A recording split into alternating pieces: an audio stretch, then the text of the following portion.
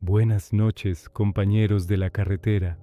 Bienvenidos a este nuevo maratón de terror. Hoy vamos a recorrer las venas de asfalto de este país, ahí donde la línea entre lo que vemos y lo que tememos se borra con la neblina. Esta noche traemos 10 relatos basados en experiencias de hombres y mujeres que no le tienen miedo a la distancia, pero sí a lo que se asoma por el retrovisor. Imagina esto. Son las 3 de la mañana. Vas sobre la Federal, el rugido de tu Kenworth es tu única compañía. De pronto, ves marcas de derrape que terminan en la nada y una silueta que te levanta la mano pidiendo un raide que podría ser el último. Antes de arrancar, compa, si te gusta que te acompañemos en la ruta, suscríbete y activa la campanita. Déjanos tu like y dinos en los comentarios, ¿en qué kilómetro te encuentras rodando esta madrugada? Queremos saber quiénes están en la 57, en la Rumorosa o bajando hacia Veracruz. Apaga las luces de la cabina, sube el volumen y prepárate. Vamos con el primer relato. El hombre estaba parado justo donde terminaban las marcas de derrape, como si hubiera estado esperándome toda su vida en ese preciso punto del kilómetro 247. Mi nombre es Ricardo Morales. Tengo 42 años y llevo 23 manejando tráiler de doble remolque por todo el país. Actualmente opero una Kenworth T680 del año 2019, una unidad equipada con tacógrafo digital, sistema de monitoreo satelital y cámaras de seguridad en cabina. Todo el equipo que una empresa de logística de alto nivel te exige para rodar seguro por las rutas de México. Mi ruta habitual es el corredor Monterrey, Nuevo Laredo, aunque a veces me mandan a San Luis Potosí o Saltillo dependiendo de la carga pesada que llevemos. He visto de todo en la carretera 85, accidentes brutales, asaltos en despoblado, tormentas de arena que te dejan ciego y esa soledad de las 4 de la mañana que te hace platicar solo o con Dios. Pero lo que me ocurrió hace 8 meses, un martes de febrero, no tiene explicación técnica. Salí de la zona industrial de Monterrey a las 10 de la noche con destino a la frontera de Laredo. Llevaba autopartes con un peso bruto vehicular de 18 toneladas. Todo bien documentado. Con mi carta, porte en regla. La noche estaba despejada, con esa temperatura fresca del norte que ayuda a que el motor no sufra. Pasé la caseta de Ciénega de Flores sin contratiempos. Cargué diésel en la gasolinera del kilómetro 30 y seguí mi camino por la Federal 85. Eran las 2:15 de la madrugada cuando llegué al tramo entre Sabinas Hidalgo y Vallecillo. Ese pedazo de carretera es traicionero. Hay pocas luces, puro cerro oscuro a los lados y el zumbido constante de los 18 neumáticos contra el asfalto. El tacógrafo marcaba una velocidad estable de 85 kilómetros por hora. Llevaba el radio sintonizado en una estación de noticias de Monterrey que ya empezaba a agarrar estática por la distancia.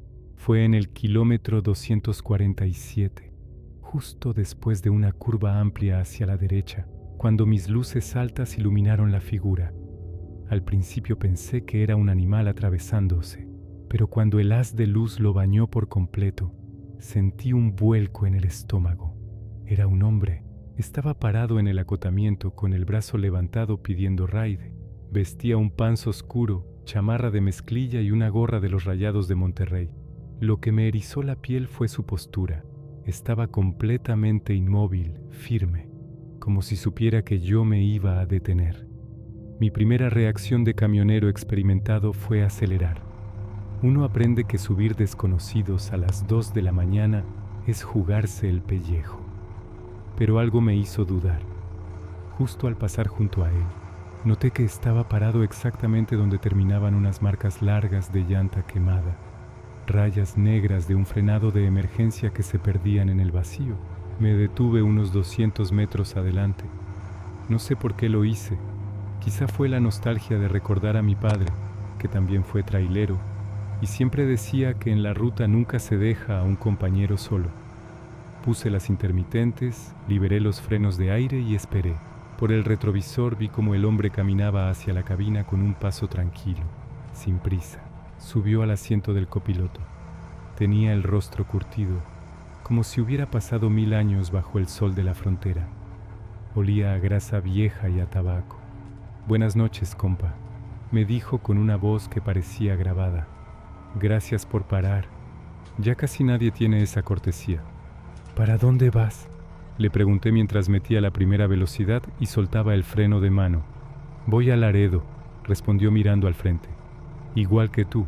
Por cierto, vas bien de tiempo. Saliste de la planta de Lincoln hace exactamente 4 horas y 18 minutos, ¿verdad?» Me quedé helado. Ese dato solo aparecía en mi bitácora electrónica de la pantalla central, y desde su ángulo era imposible leer los números pequeños. «¿Cómo sabes eso?», le pregunté sintiendo un sudor frío. Él se sonrió apenas, sin mirarme. «Llevo muchos años en este oficio. Uno aprende a leer las rutas. Traes un motor Packard MX-13, transmisión automatizada y un remolque de caja seca del 2018 con GPS de rastreo activo.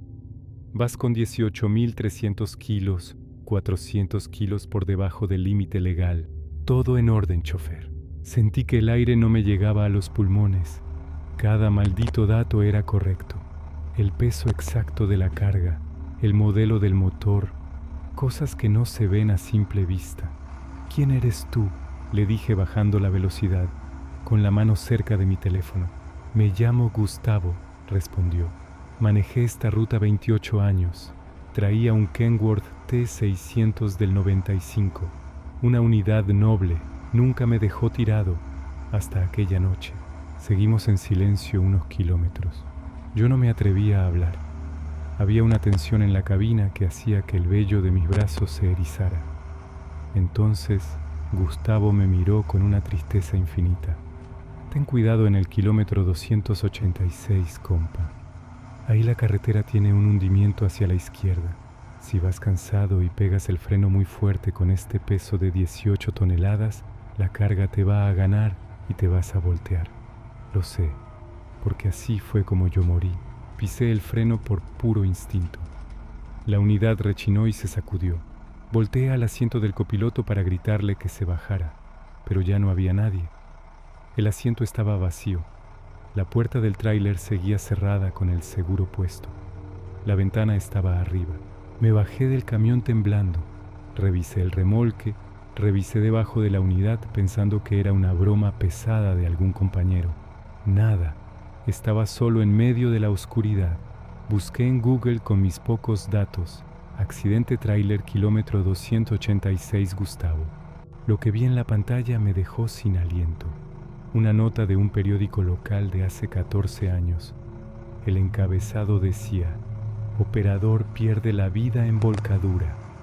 La foto mostraba a un hombre con la misma gorra de los Rayados y la misma chamarra de mezclilla. Había muerto un martes de febrero, exactamente en el kilómetro 286. Cuando llegué a ese tramo, bajé la velocidad a 40 kilómetros por hora. Efectivamente, ahí estaba la curva con grava suelta y el hundimiento. De no haber bajado la velocidad con la inercia de mi carga, hoy yo sería otra nota de periódico. Desde ese día, cada vez que paso por el kilómetro 247, toco el claxon 2 veces. Es mi forma de decirle gracias a don Gustavo, porque en las autopistas de México, cuando crees que vas solo, hay una memoria en el asfalto que todavía cuida de nosotros. Dicen que a la rumorosa no se le respeta, se le teme. Cualquiera que haya bajado esa sierra sabe que no son solo las curvas de herradura o los vientos de más de 100 kilómetros por hora los que te pueden mandar al fondo del barranco. Hay algo más, algo que se mueve entre las sombras de las rocas gigantes y que espera el momento en que un operador cometa el más mínimo error. Mi nombre es Antonio. Llevo casi 30 años en el oficio de hombre camión. Esa noche manejaba un Kenworth W900 clásico, un trompudo con motor Cummins N14 Select Plus. Llevaba una plataforma cargada con 30 toneladas de varilla de acero y bultos de cemento. Un peso muerto, traicionero, de esos que en cada curva sientes cómo la inercia intenta empujar la quinta rueda hacia el abismo. Eran cerca de las 11 de la noche. El cielo estaba cerrado. una oscuridad de esa que parece que te va a tragar el parabrisas. Bajaba en octava velocidad, manteniendo el freno de motor Jacobs en el segundo paso para no calentar las balatas. En el canal 19 del CB, la estática era lo único que se escuchaba, hasta que una voz rasposa rompió el silencio. Atención para los que bajan. Los lobos andan hambrientos. Ya marcaron a un rojo pasando la zona de las torres. No se detengan por nada. Se me detuvo la sangre. Los lobos no son leyendas de fantasmas, compas. Son bandas organizadas que usan camionetas rápidas para cerrarte el paso en los tramos, donde no tienes espacio para maniobrar. Te obligan a frenar y para cuando te das cuenta, ya tienes un cañón en la sien y tu unidad desaparece para siempre. Miré por el espejo izquierdo. Al principio solo vi la neblina, pero de repente dos luces blancas, potentes, aparecieron de la nada. No eran de un tráiler. Estaban demasiado bajas. Una camioneta pick-up se pegó a mi defensa trasera, tan cerca que el sensor de proximidad no dejaba de pitar. Intenté acelerar para ganar un poco de espacio, pero con 30 toneladas de acero encima, el torque de salida no es precisamente rápido. Entonces la segunda camioneta apareció por la derecha. Se emparejó conmigo en pleno tramo de curvas. Bajaron el vidrio y, bajo la luz del tablero, vi el reflejo de un fusil de asalto. El tipo llevaba un pasamontañas negro. Me hizo la seña universal. Párate o te mueres. Mi mente trabajaba a 1000 revoluciones. Si frenaba en esa pendiente, el peso de la varilla podía atravesar la cabina si no estaba bien trincada. O peor, los lobos me bajarían ahí mismo.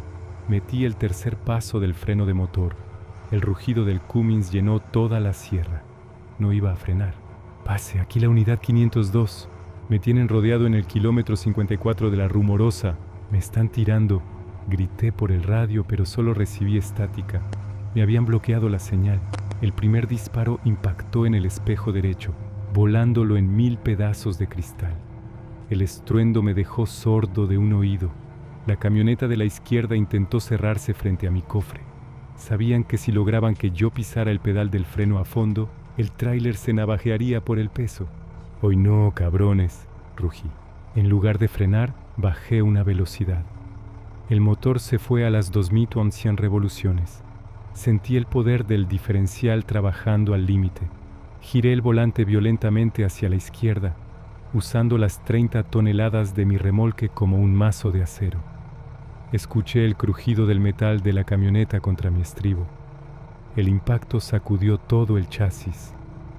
Los vi derrapar, echando chispas contra el muro de contención, a centímetros de caer al vacío. Pero la otra camioneta no se rindió. Empezaron a disparar a mis neumáticos delanteros. Sentí cómo la dirección se ponía dura. Una de mis llantas 24.5 acababa de reventar. El camión empezó a jalarse hacia el barranco. Mis manos sudaban frío, aferradas al volante de 18 pulgadas.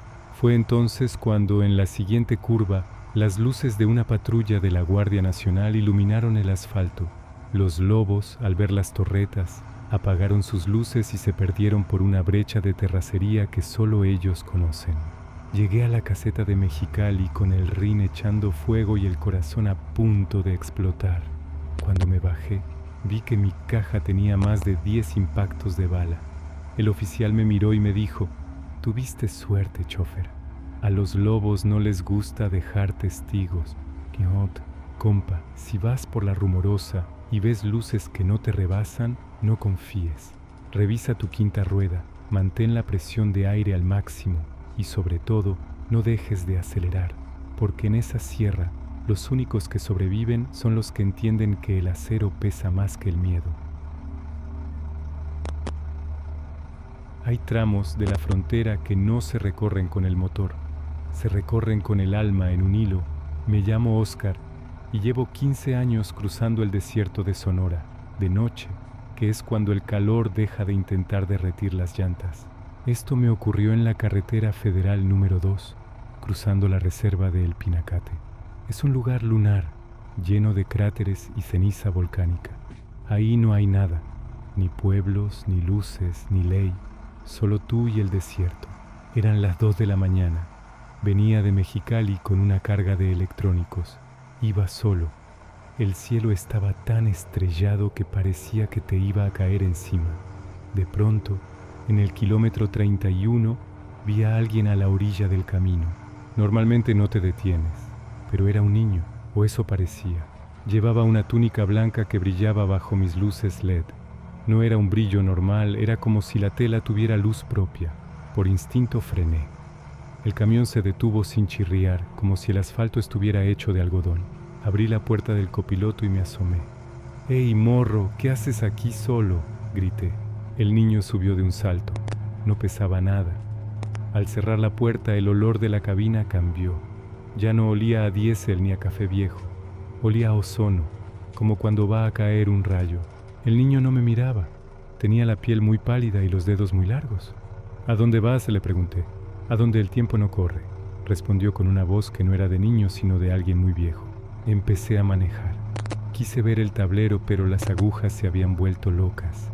El tacógrafo giraba hacia atrás a toda velocidad. Miré por la ventana. Las estrellas ya no eran puntos, eran líneas blancas que cruzaban el cielo.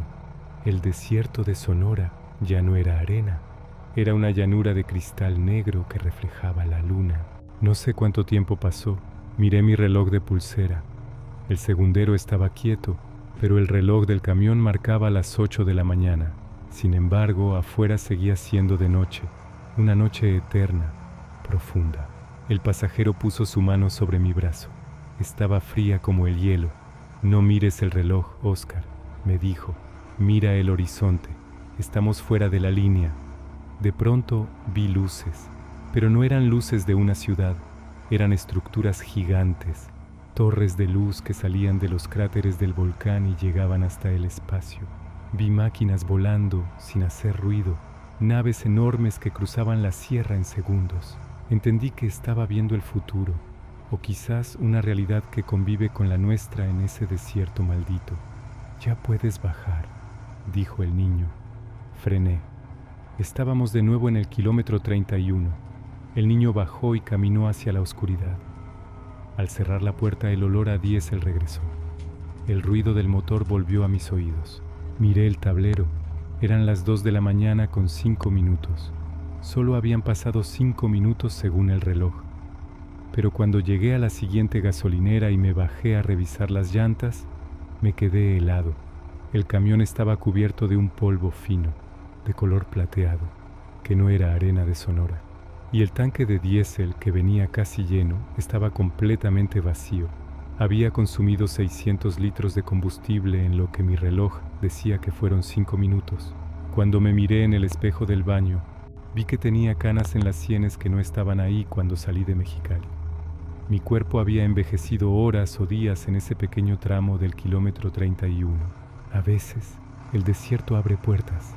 Si ves a alguien de blanco en la Federal número 2, no frenes, sigue de largo, porque el tiempo es lo único que no podemos recuperar en la carretera, y allá afuera hay seres que se alimentan de nuestros segundos. Hay una costumbre vieja entre los hombres camión de la zona del Bajío. Nunca, por nada del mundo, te agaches a revisar la quinta rueda si el camión se siente pesado en una recta nivelada, porque a veces lo que te está frenando no es un problema de balatas, es algo que viene amarrado desde el último paradero donde te dormiste. Mi nombre es Antonio. Llevo 18 años rodando por el corredor industrial, manejando un International Lone Star con motor Cummins Axiom 15. Es una unidad que cuido más que a mi propia vida. Le tengo instalada suspensión de aire autogestionada y un sistema de monitoreo de presión de llantas que me avisa de cualquier anomalía en los ejes del remolque. Mi carga habitual es acero galvanizado, un material que no se mueve, que no se queja y que pesa exactamente lo que dice el ticket de báscula. Esto me ocurrió un viernes de luna llena, bajando de Querétaro hacia Celaya por la Federal 45. Había parado a cenar en una cachimba famosa cerca de Apaseo el Alto. Estaba cansado, así que me eché una pestaña de 20 minutos en el camarote. Cuando desperté sentí el ambiente de la cabina pesado, con un olor dulce, como a flores podridas o incienso de iglesia vieja. No le di importancia, pensé que era algún aromatizante de otro camión. Arranqué la unidad. Al meter la primera y soltar el embrague, el Lone Star chilló. El motor rugió buscando torque, pero las ruedas traseras se sentían como si estuvieran enterradas en lodo. Revisé el tablero. Presión de aire en 120 psi, frenos liberados, nada bloqueado. Logré sacar el camión del paradero, pero en la autopista la cosa se puso peor. En el tramo recto, donde debería ir a 90 kilómetros por hora en décima velocidad, el camión no pasaba de 60. El medidor de consumo de combustible se disparó. Estaba gastando diésel como si estuviera subiendo la sierra con doble remolque, pero iba solo con una plataforma sencilla. Fue entonces cuando lo escuché por el radio CB, una voz de un colega que venía unos metros atrás. «Compa del International rojo, párese. Trae algo colgando de la quinta rueda. Parece una lona o un animal. Viene rozando el asfalto y echando chispas». Me orillé en un acotamiento oscuro, lejos de las luces de las gasolineras. Bajé con mi lámpara y mi amansalocos, el palo de madera para las llantas. Me metí entre las llantas de la unidad motriz y el remolque, iluminando hacia la quinta rueda, ese plato de acero que une mi vida con la carga. Lo que vi me hizo soltar la lámpara. No era una lona. Enredado en el perno rey, justo donde se une el remolque con el camión, había una trenza de pelo humano negro, larga, de casi 2 metros, mezclada con pedazos de ropa vieja de mujer y huesos pequeños, como de pájaro. Todo estaba empapado en una especie de aceite negro que no era grasa mecánica, era algo viscoso que burbujeaba al contacto con el metal caliente. Pero lo peor fue cuando iluminé hacia arriba, hacia el chasis, pegado a la parte inferior de mi camarote.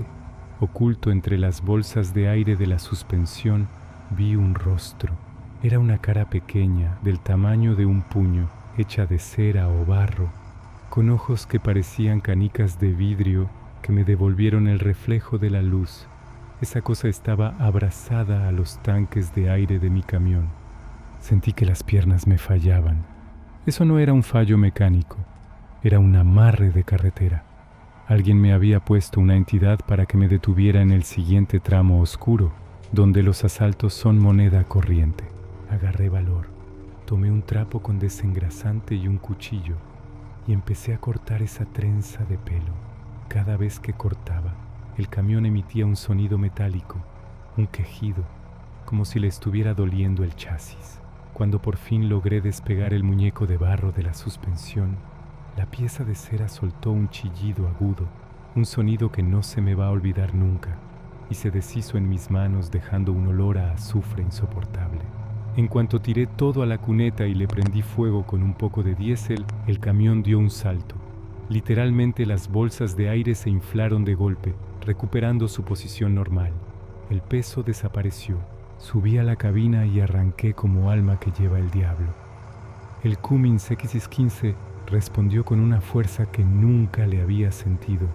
El resto del viaje hasta Celaya lo hice en un estado de paranoia total, mirando por los espejos, esperando ver a la dueña de ese pelo negro asomada por el camarote. Al día siguiente llevé el camión a que le lavaran el chasis a presión. El muchacho del lavado salió pálido. Me dijo que debajo de la quinta rueda había encontrado marcas de quemaduras con forma de manos, como si alguien hubiera estado agarrado ahí mientras yo manejaba a 100 por hora. Compa, si tú también ruedas de noche por el Bajío, ten cuidado donde te duermes. Hay gente en las cachimbas que no busca dinero, busca tu energía, busca amarrar tu camión para que nunca llegues a tu destino. Revisa siempre tu quinta rueda antes de salir, y si sientes el camión pesado sin razón, no le pises más al acelerador. Mejor reza y revisa qué llevas abrazado al chasis, porque en las rutas de México no todo lo que arrastramos viene en el manifiesto de carga. Si tu camión tiene sensores de proximidad o cámaras de fatiga, escucha con atención, porque lo que vas a oír no es un fallo de software, es la prueba de que el algoritmo de seguridad de tu unidad puede detectar cosas que tus ojos humanos todavía no ven. Manejar por la rumorosa de noche ya es un reto para los nervios de cualquiera. Las ráfagas de viento, las curvas cerradas y los desfiladeros te obligan a estar al 100%. Mi nombre es Julián y manejo un Freightliner Cascadia último modelo. Mi empresa le instaló el sistema Detroit Assurance 5.0, que incluye un radar de colisión frontal y sensores laterales para detectar objetos en el punto ciego. Es, en teoría, el camión más seguro de la flota. Eran las 3 de la mañana. Bajaba hacia Mexicali con una carga de componentes electrónicos. Llevaba activado el control de crucero adaptativo. El tablero digital iluminaba la cabina con un tono azul frío. Todo iba en orden hasta que, de la nada, el radar frontal emitió una alerta roja en la pantalla. Objeto detectado a 50 metros. Frené por instinto, pero la carretera estaba completamente vacía. No había luces de calaveras adelante, ni camiones, ni animales. El asfalto estaba desierto bajo mis luces LED de alta intensidad. Pensé que era una rama o basura volando por el viento de la sierra, pero el radar no se apagó. Lo aterrador empezó cuando el objeto en la pantalla empezó a moverse hacia atrás. En el gráfico del tablero, vi cómo el punto rojo que representaba el obstáculo se acercaba a mi defensa a una velocidad constante, como si estuviera caminando en sentido contrario a mi marcha. «Colisión inminente», gritaba el sistema. El camión activó el freno autónomo de emergencia. Los frenos de aire chillaron y la unidad se amarró por completo en medio de la nada. Me quedé ahí, con el corazón queriendo salirse del pecho, mirando por el parabrisas. Nada, solo viento y piedras.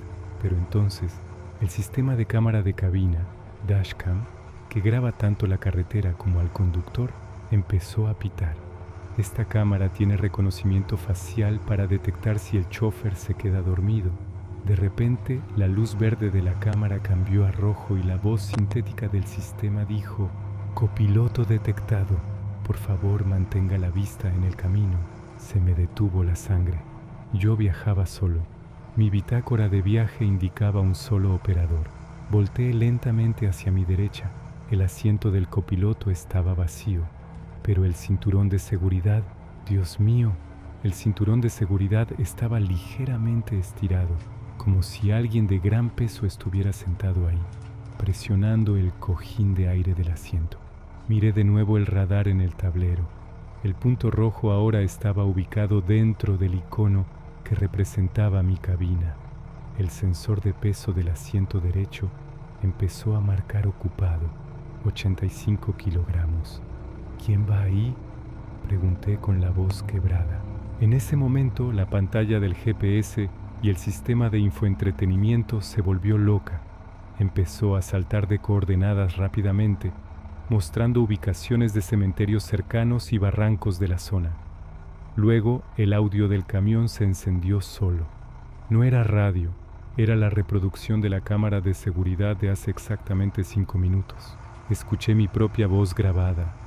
«Qué noche tan sola». Y acto seguido, una voz que no era la mía, una voz ronca y cargada de tierra, respondiendo en la grabación: «Ya no vas solo, Julián, ahora me llevas a casa». El sensor de colisión frontal se apagó de golpe. El peso en el asiento desapareció. La cámara volvió a ponerse en verde. El camión liberó los frenos automáticamente. Bajé de la sierra de Mexicali sin tocar el freno, volando, con todas las luces de la cabina encendidas. Al llegar a la base y revisar la grabación de la dashcam con el jefe de patio, vimos algo que nos hizo renunciar a ambos ese mismo día. En el video, durante los 3 minutos que estuve detenido, la cámara no capta a nadie físicamente, pero el sensor infrarrojo de calor muestra una silueta humana perfecta, sentada a mi lado, mirándome fijamente mientras yo hablaba solo. Lo más escalofriante es que la silueta no tenía rostro, solo un hueco negro donde debería estar la cabeza. «Compa, si tu unidad es moderna y el radar te marca algo que no ves, no pienses que es un error de software. Los sensores de los camiones nuevos están diseñados para detectar materia, y en la carretera Federal 2 hay mucha materia que ya no pertenece a este mundo, pero que todavía quiere un raide en un camión de lujo. Revisa tus sensores, porque podrías estar compartiendo tu quinta rueda con alguien que no aparece en tu nómina. Si eres operador de materiales peligrosos o mueves químicos de alta prioridad, sabes que hay rutas que el GPS simplemente no quiere marcar. Esta es la historia de lo que sucede cuando sigues una señal que no debería existir en el mapa oficial de la SCT. Mi nombre es Marcos. Soy chofer de grado especializado. Manejo un International HX620 con un tanque de acero inoxidable de 3 ejes. Mi trabajo consiste en mover nitrógeno líquido y otros componentes criogénicos que requieren un monitoreo constante de la válvula de alivio y la presión interna del tanque. Es un trabajo de precisión. Si la presión sube de las 250 psi, tienes un problema serio en las manos. Cruzaba la carretera Federal 57, el tramo de Matehuala hacia Saltillo, cerca de las 2 de la mañana. Llevaba 10 horas de ruta y el indicador de fatiga de mi unidad ya me estaba pidiendo un descanso. El problema es que en ese tramo, a veces, los paraderos están saturados de fulles y no encuentras dónde meter un tanque de 30 metros. De repente el GPS de la unidad emitió un sonido que nunca había escuchado. En la pantalla apareció un icono dorado de un restaurante con el nombre Paradero El Descanso Eterno, kilómetro cero. Me pareció extraño porque conozco la 57 como la palma de mi mano y ahí no hay ninguna salida reportada. Pero la fatiga es el peor enemigo del camionero. Y vi que una luz anaranjada muy brillante iluminaba un camino de asfalto perfecto que se desviaba a la derecha. Tomé la salida. El asfalto era tan liso que el ruido de rodamiento de mis 18 llantas desapareció por completo. Se sentía como si el camión estuviera planeando. Al final del camino vi una fonda de madera preciosa, con luces de neón antiguas y al menos 10 tráileres estacionados. Pero eran unidades que no cuadraban. Vi Dinas olímpicos, Kenworths de los años 70 impecables y un Mack de nariz larga que brillaba como si acabara de salir de la agencia. Me estacioné. Al bajar de la cabina noté que la presión de mi tanque de nitrógeno se había quedado congelada en 100 psi. Ni subía ni bajaba. El aire afuera no olía a diésel ni a campo. Olía a ozono y a flores frescas, algo imposible en medio del desierto de San Luis Potosí.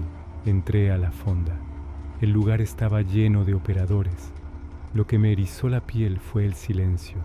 Había 50 hombres comiendo, pero no se escuchaba el choque de los cubiertos, ni pláticas ni el ruido de la cocina. Todos vestían uniformes de empresas que ya no existen, de esas que quebraron en los años 80 o 90. Se me acercó un mesero con un chaleco gris y me dio un café. Estaba hirviendo, pero la taza no quemaba. Bienvenido, Marcos. Te estábamos esperando. El HX620 es una joya, aunque esos motores modernos tienen demasiados cables, me dijo el hombre, conociendo mi nombre y mi unidad sin que yo abriera la boca. Miré hacia una de las mesas y vi a un hombre que me resultó familiar. Era mi tío abuelo, quien desapareció en la Sierra de Arteaga en 1994 moviendo una carga de acero. Estaba igual que en las fotos, joven con su gorra de fletera y su chamarra de cuero. Me hizo una seña de no con la cabeza y señaló el reloj de la pared. El reloj no tenía números, solo una manecilla que giraba hacia atrás a toda velocidad. El pánico me invadió. Salí de la fonda sin terminar el café. Corrí hacia mi International, pero cuando quise subir, las manijas de la puerta estaban calientes. Miré el reloj de mi tablero, marcaba las 02 y 15 am. Miré mi celular, marcaba las 08 am. Había perdido 6 horas caminando apenas 10 metros. Arranqué la unidad. El motor Cummins rugió como si estuviera sufriendo. Al salir de nuevo a la Federal 57, miré por el retrovisor. No había camino de asfalto, no había luces anaranjadas, solo el matorral seco y la oscuridad del desierto. Cuando llegué a la báscula de Saltillo, el oficial de la SCT me detuvo. ¿De dónde vienes, compa? Tu registro de GPS dice que estuviste parado 6 horas en medio de la carretera, justo sobre el carril de alta, pero los reportes de las patrullas dicen que la vía estaba despejada. Es como si hubieras desaparecido del radar. Revisé mi tanque. La válvula de alivio estaba cubierta de una escarcha de color azul que no era nitrógeno. Tenía la forma de una mano humana que parecía haber estado sujetando el tanque para que no explotara mientras yo estaba en el kilómetro cero. Compa, si el GPS te marca un paradero que no conoces en la ruta 57, especialmente entre Matehuala y Saltillo, no te salgas. Esa es la zona donde el tiempo se dobla. Hay una fonda que recibe a los que ya no tienen ruta, y si te sientas a terminar el café, es probable que tu unidad sea la siguiente que encuentren abandonada en el acotamiento, con el motor encendido y la cabina vacía. Sigue tu bitácora. Respeta tus horas de servicio en lugares autorizados, porque en el kilómetro cero el tiempo no se recupera. Se queda ahí atrapado para siempre. Hay un dicho en las rutas del norte: nadie regala dinero en la carretera si no es para comprar tu silencio o tu entierro. Mi nombre es David.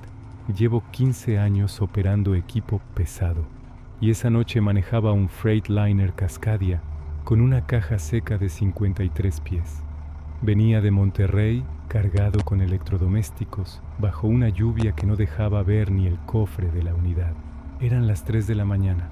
Me detuve en un parador en Sabinas Hidalgo para echarme un café y despertar el cuerpo.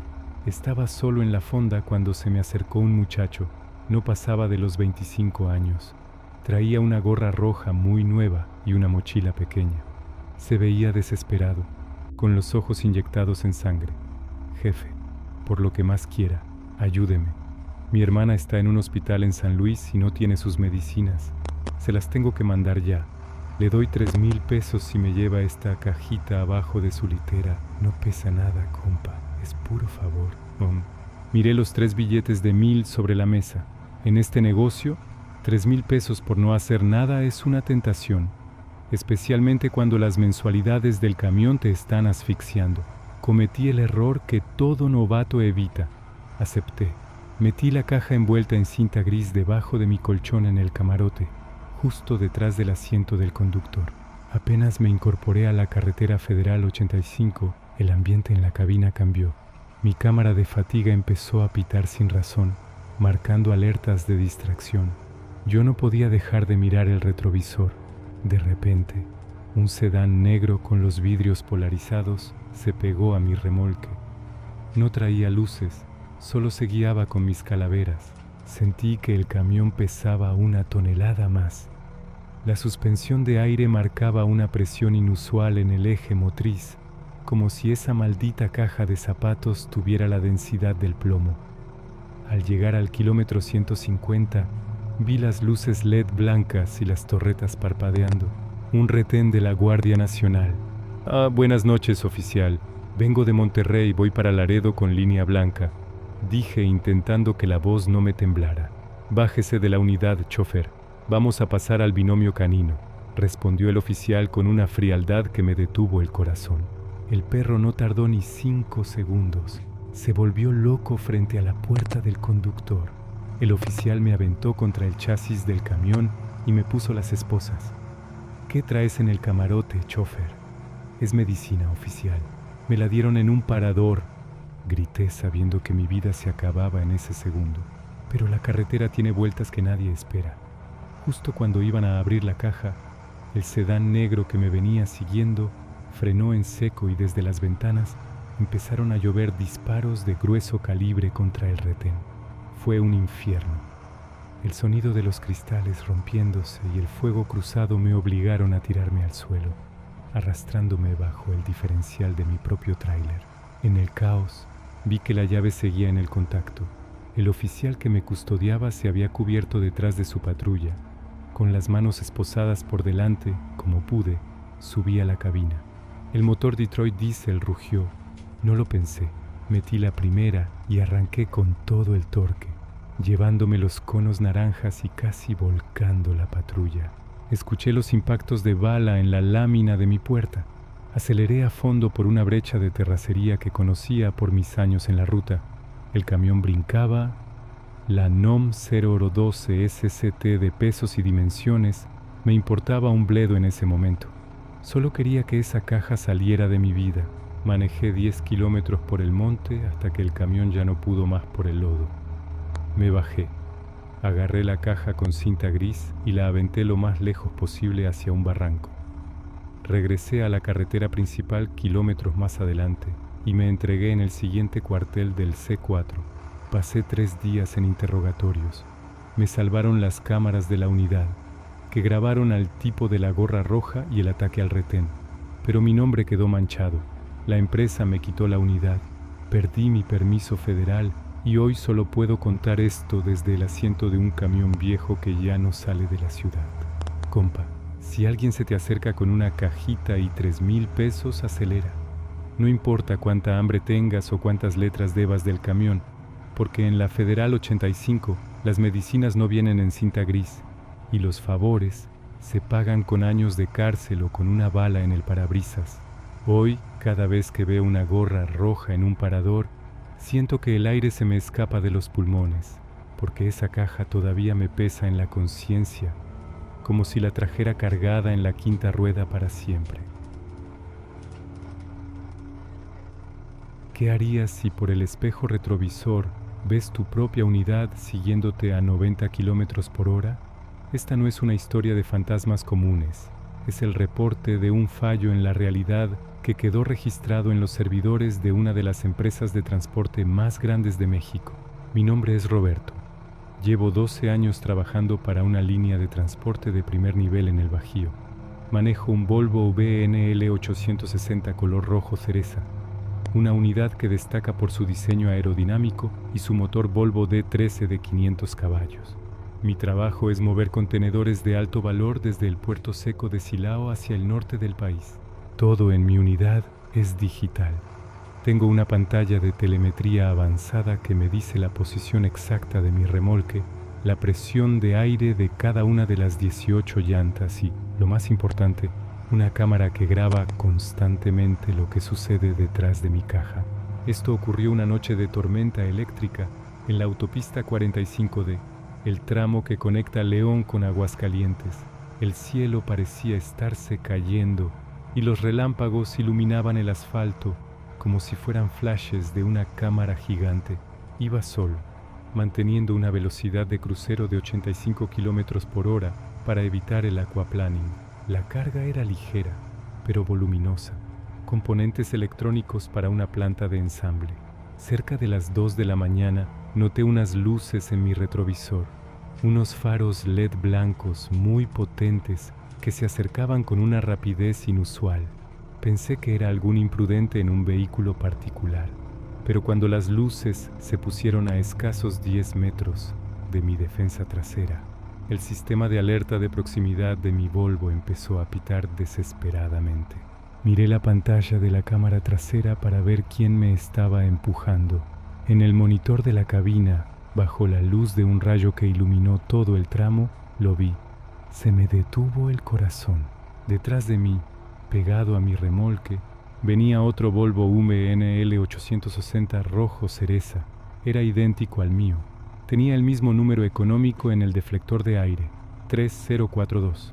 Tenía el mismo logotipo de la empresa en la puerta y, lo que me hizo sudar frío, tenía la misma matrícula federal que mi unidad. «Base, aquí la unidad 3042. ¿Me copian?», grité por el radio con la mano temblando. «Te copio, Roberto. Te vemos en el GPS. Vas pasando la caseta de Encarnación de Díaz». «¿Algún problema?», respondió el monitorista. «Base, revisen su sistema. Tengo un espejo detrás de mí. Hay otra unidad 3042 pegada a mi defensa. Es un Volvo rojo, mismo número, misma placa. Revisen si mandaron un convoy de apoyo o si hay un clon en la ruta». Hubo un silencio de casi un minuto donde solo escuchaba el ruido de la lluvia y los pitidos de la alerta de colisión trasera. «Roberto, aquí en el sistema solo aparece una unidad 3042 activa en todo el estado. La tuya. No tenemos ningún otro Volvo rojo en ese tramo. Estás solo en la carretera». Aceleré. Metí el acelerador a fondo para despegarme de esa cosa. El motor D13 respondió con fuerza y subí a 100, luego a 110 kilómetros por hora. Pero el otro camión hacía exactamente lo mismo. No me rebasaba, solo se mantenía ahí, como si estuviéramos unidos por una barra invisible. En un momento de desesperación, encendí la luz de la cabina y me giré un segundo para mirar por la ventana trasera del camarote. Lo que vi me hizo perder el control del volante por un instante. En la cabina del camión que me seguía, bajo el resplandor de los tableros digitales, vi al chofer. No era un fantasma, no era un monstruo, era yo mismo. Era un hombre con mi misma gorra negra, mi misma camisa de cuadros y la misma expresión de terror absoluto en la cara. Él también estaba mirando hacia atrás, buscándome a mí. Éramos dos versiones de la misma realidad chocando en el mismo kilómetro. Entré en pánico. Empecé a llamar por el canal 19 del CB a cualquier compañero que estuviera cerca. Compañeros en la 45, alguien ve a dos Volvos rojos corriendo juntos. Por favor, confírmeme que no estoy loco. Un tráilero que venía en sentido contrario, manejando un International de doble remolque, respondió con una voz cargada de miedo. Compa, no sé qué traes, pero acabo de pasar junto a ti. Y no eres un camión. Eres una mancha roja larga, como si el espacio se estuviera barriendo detrás de tu unidad. Parece que traes una estela de fuego rojo que no termina de pasar. No te detengas, dale camino. En ese momento el GPS de mi tablero empezó a marcar un error. Fuera de mapa, sector no renderizado. Las líneas de la carretera empezaron a parpadear, volviéndose blancas y negras como si fueran estática de televisión. El otro camión, mi clon, hizo un movimiento brusco y trató de empujarme fuera del asfalto. Sentí el golpe físico del metal contra metal. Mi unidad se sacudió violentamente. Cerré los ojos, me aferré al volante y grité con todas mis fuerzas. Esta es mi ruta, este es mi tiempo. Sentí un vacío en el estómago, como cuando bajas una pendiente muy pronunciada a toda velocidad. El sonido de la lluvia desapareció por completo. El pitido de la alerta de colisión se apagó. Abrí los ojos. Estaba en la entrada de Aguascalientes. El cielo estaba estrellado, no había rastro de la tormenta. Miré el reloj de mi Volvo. Eran las 3 de la mañana. Miré el odómetro y el registro de combustible. El camión marcaba que había recorrido 100 kilómetros en menos de un minuto. Cuando llegué a la base y revisamos el disco del tacógrafo y los videos de la cámara de seguridad, el jefe de mantenimiento se puso pálido. La grabación de la cámara trasera mostraba, durante 10 minutos, una imagen congelada de mi propia cabina, grabada desde afuera. Pero lo más aterrador fue el reporte de la empresa de GPS. Durante ese tramo de la carretera 45, mi unidad aparecía en dos lugares al mismo tiempo, a 10 kilómetros de distancia uno del otro, moviéndose en perfecta sincronía. Compa, si alguna vez sientes que la carretera se vuelve demasiado perfecta, o si ves en el retrovisor una unidad que se parece demasiado a la tuya, no te fijes en las placas. No trates de ver al chofer. Dale camino y no permitas que te alcance, porque a veces el sistema de la realidad tiene errores y en esos glitches de la carretera podrías terminar siendo tú el que se quede atrapado en el retrovisor de alguien más, persiguiendo una vida que ya no te pertenece.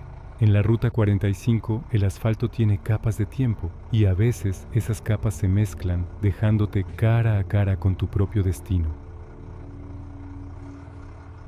En el puerto de Veracruz, los estibadores saben que hay contenedores que no se tocan sin antes persignarse. Son cajas que vienen de ultramar, de puertos que ni siquiera aparecen en las rutas comerciales estándar, marcadas con una simbología que la aduana prefiere ignorar. Mi nombre es Héctor y esa noche me asignaron un contenedor de 40 pies con destino a una bodega privada en las afueras de Puebla. El pago era obsceno. 3 veces la tarifa normal por un viaje de apenas 4 horas. La instrucción fue seca. No te detengas, no revises los sellos y bajo ninguna circunstancia apagues el motor del camión. Mi unidad, un Volvo UNL 860, con suspensión neumática de última generación, parecía quejarse desde que enganché el chasis al contenedor. Apenas empecé a subir las cumbres de Maltrata, el camión empezó a comportarse raro. El motor Volvo D13 tiene torque de sobra, pero sentía que la unidad se tironeaba, como si algo adentro del contenedor estuviera corriendo de un lado a otro. Miré el monitor de la quinta rueda. La carga se desplazaba violentamente hacia los lados en cada curva, pero según mi manifiesto de carga, solo llevaba suministros textiles. Las telas no se mueven así. En el kilómetro 210, el aire de la cabina se puso gélido. El termómetro digital bajó de 24 grados a 0 en cuestión de segundos. Escuché un golpe seco. ¡Pum! Venía de atrás, del interior del acero del contenedor. Luego otro. ¡Pum! ¡Pum! Eran golpes rítmicos, desesperados, como si alguien estuviera usando un mazo para intentar romper el contenedor desde adentro. Me orillé en un parador abandonado, lejos de la vista de la Guardia Nacional. Bajé con mi linterna, temblando. Puse la mano sobre el metal del contenedor y lo que sentí me hizo retirar la mano de un salto. El acero estaba hirviendo, quemaba al tacto, a pesar de que el aire alrededor estaba helado. Acerqué el oído. No eran gritos de auxilio lo que escuché, era un canto, una letanía de cientos de voces susurrando en un idioma que no era humano, una frecuencia que te hacía vibrar los dientes. De repente un líquido negro y viscoso empezó a chorrear por los bordes de la puerta trasera, justo donde estaba el precinto de seguridad de la aduana. Ese líquido olía a carne vieja y a incienso de iglesia quemada. ¿Qué traes ahí adentro, Héctor?, me pregunté a mí mismo mientras retrocedía hacia la cabina. En ese momento mi celular sonó. Era el cliente. Su voz no era la misma de la oficina. Sonaba metálica, como si hablara desde el fondo de un pozo. No te bajes del camión, Héctor. La carga se está alimentando de tu miedo.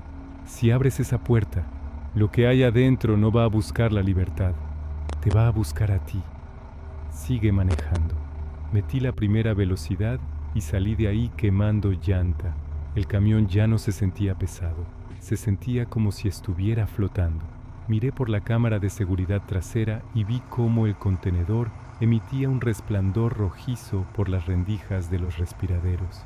En el espejo retrovisor vi sombras largas que salían del contenedor y se estiraban hacia mi ventana, como dedos de humo intentando entrar a la cabina. Llegué a la bodega de Puebla al amanecer. Era un lugar sin letreros, rodeado de muros altos y alambre de púas. Los hombres que me recibieron no parecían empleados de logística. Vestían túnicas oscuras bajo los chalecos de seguridad. Desengancharon el contenedor en silencio. Uno de ellos se acercó a mi ventana y me entregó un sobre con el dinero. Buen viaje, chofer. Olvida la ruta, olvida el número del contenedor y, sobre todo, olvida lo que escuchaste, porque la carga que entregaste hoy ya sabe dónde vives. Manejé de regreso a Veracruz en un estado de trance. Cuando llegué a la base y revisamos el tacógrafo, el sistema marcaba que el contenedor había pesado 30 toneladas al salir y 0 toneladas al llegar. Había estado arrastrando una caja vacía que, sin embargo, se movía y gritaba. Hoy, cada vez que paso por las cumbres de Maltrata y veo un contenedor azul de la sección 4, acelero. Porque en la autopista 150D no todos los contenedores llevan mercancía. Algunos llevan cosas que fueron invocadas en alta mar y que solo usan nuestros camiones como puentes para entrar a este mundo. Compa, si el flete suena demasiado bueno y te piden no mirar atrás, piénsalo 2 veces, porque hay cargas que no se descargan nunca, se quedan grabadas en tu bitácora y en tu alma para siempre. Y con esto, compañeros, cerramos esta bitácora de terror. 10 historias, 10 cicatrices en el asfalto que nos recuerdan que en las carreteras de México nunca viajamos realmente solos. Si te ha gustado este maratón, no olvides dejar tu like y compartirlo con ese compa que ahorita está cruzando la sierra. Tu apoyo es lo que mantiene este canal encendido.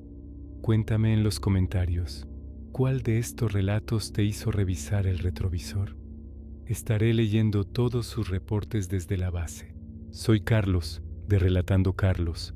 Terror real y oficios. Manejen con cuidado, respeten las curvas y que tengan una ruta segura. Nos vemos en el próximo kilómetro. Cambio y fuera.